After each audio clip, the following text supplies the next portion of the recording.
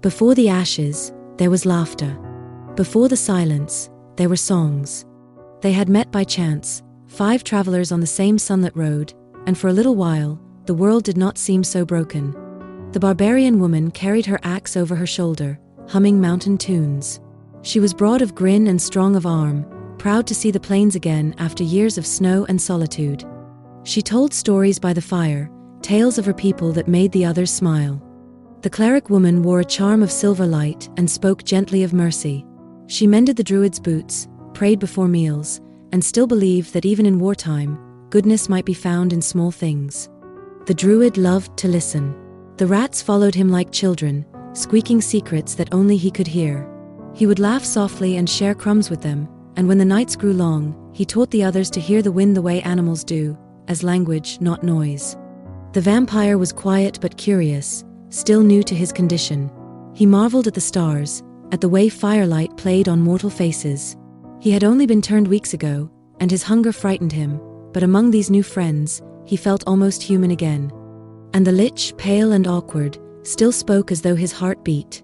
He apologized often, for cold hands, for strange magic, for the way his voice echoed. But he laughed too, though the sound was brittle. He said he was studying life, though none of them understood what he meant. They were not heroes then. They were simply travelers who shared stories, and warmth, and hope.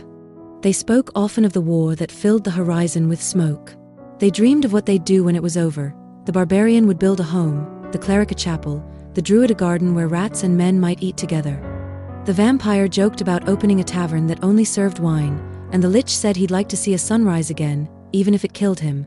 They never planned to change the world. They only wanted to live in it. Then came the rumor. The druid's rats told him of a secret meeting. And so they went, not as assassins or spies, but as witnesses to history. They brought wine and smiles, and dreams of what might follow when the swords were finally laid down. But the forest was thick with fear that day. The soldiers who waited outside did not know peace, only suspicion. The air was dry, heavy with sparks from the torches. And fate, as always, was waiting to trip the kind-hearted. Then someone screamed. A torch fell. A horse bolted. And everything broke. When the smoke cleared, both kings lay still. One burned. One crushed.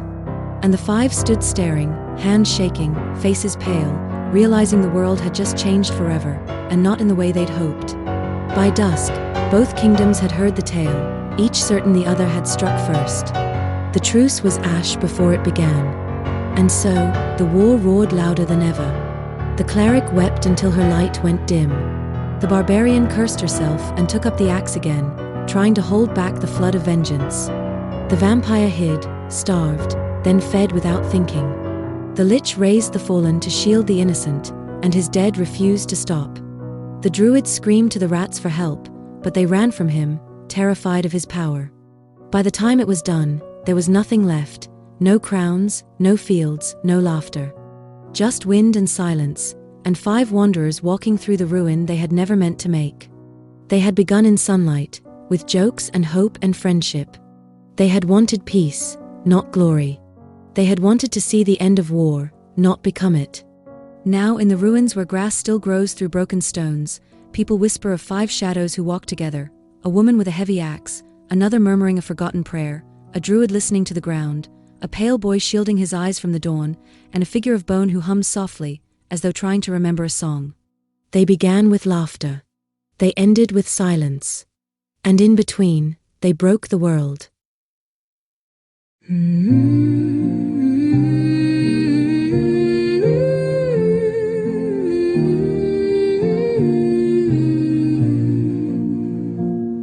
The waves fade into memory, golden sunset.